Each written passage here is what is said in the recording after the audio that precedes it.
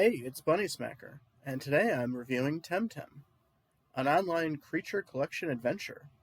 Tame 165 unique creatures across 7 vibrant islands, battle other tamers, tackle mythical lairs, chase Luma and Umbra variants, and breed your favorite Tems, with friends by your side.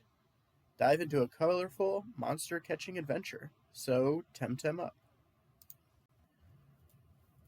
So there have been quite a few Pokemon likes over the last few years, Pal World, Cassette Beast, and Monster Sanctuary being some of the most notable.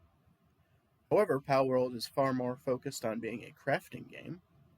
Cassette Beast focuses on you, the player, turning into the beast you capture, and Monster Hunter is almost more Metroidvania in nature than a Pokemon game. Temtem attempts to stand out from other Pokemon likes by being an MMO like on top of that. You see other players in the world somewhat like you would in a From Software game. You can't really interact with them unless you're already friends with them in game, which is fine by me, but I figured I'd mention it for those looking for a game with more interconnectivity. Temtem boils down what Pokemon games were like pre-Switch era. You have random encounters that you can't see. You're fighting a gang that's essentially Team Rocket. You have to beat 8 dojo leaders. And as someone who's playing ROM hacks of Pokemon Fire Red, Leaf Green to fall asleep, I feel right at home. Now, as far as new ideas go, every battle is a double battle, which is fun. Even if you encounter just one Temtem on the world map, you still have 2 at your disposal.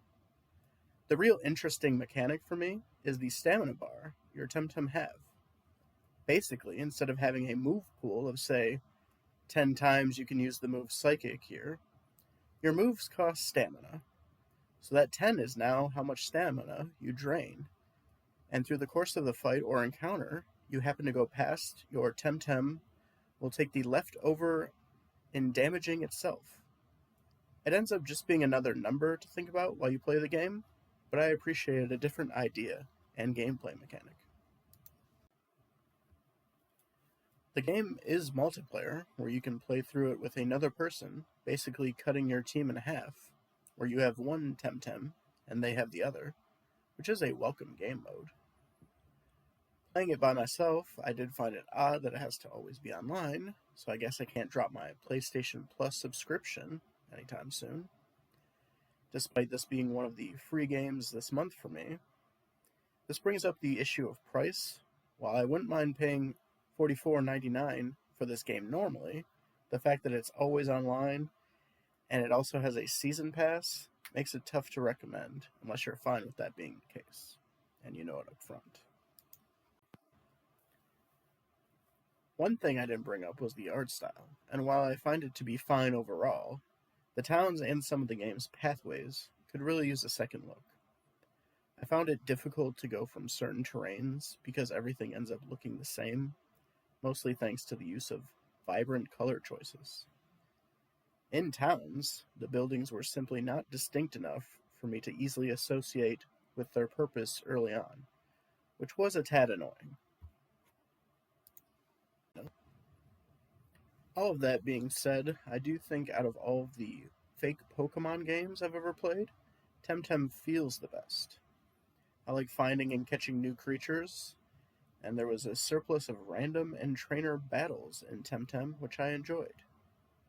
Again, I really think its price and having a season pass of all things is going to get in the way of me recommending this at full price. It's cool for what it is, and depending on the sale price, I can see recommending this title. But for the price of a year-old Pokemon game, it's hard to say, get this over any original Game Freak title. As always, thanks for watching. I appreciate every like and subscriber. And let me know what your favorite Pokemon-like game is in the comments. I've been Bunnysmacker, and I'll see you in the next one. Same bunny time, same bunny channel.